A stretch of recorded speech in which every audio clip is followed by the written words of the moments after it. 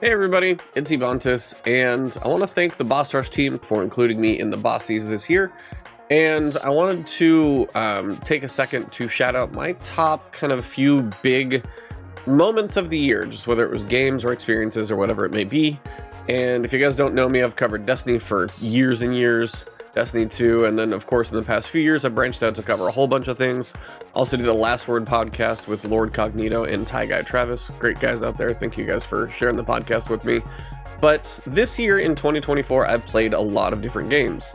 Some of my favorite experiences this year have been all over the map, but for me, if I have to pick out a couple, almost 3 moments from gaming, I don't even have my top 10 per se ironed out, but Black Myth Wukong has a sequence in it because if you go through and do the true ending, which is what they call it, it is a optional boss, one of the hardest fights in the game, but such a satisfying experience to beat.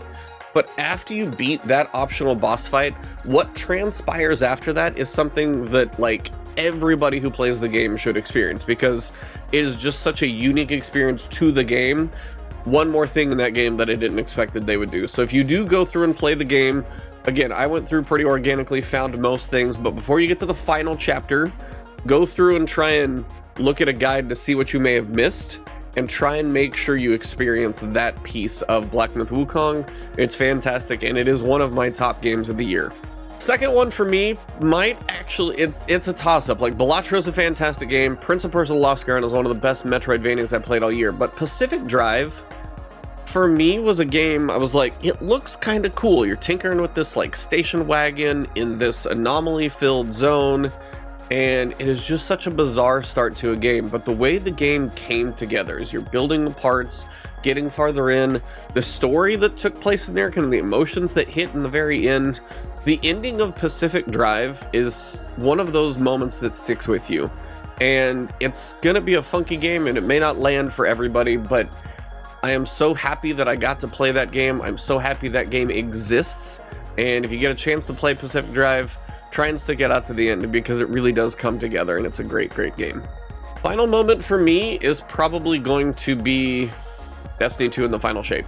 The way they landed the plane after 10 years, I got tears in my eyes at a moment.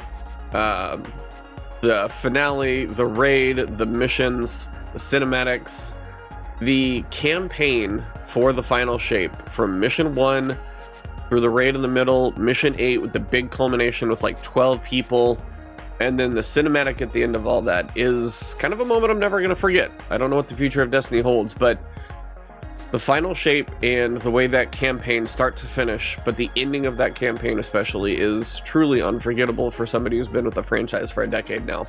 So thank you, Corey, and everybody at the Boss Rush team. Shout out to everybody involved in the Bossies, and hopefully you all have a great holiday, New Year's, and enjoy what's coming in 2025 because there's a lot more games to come.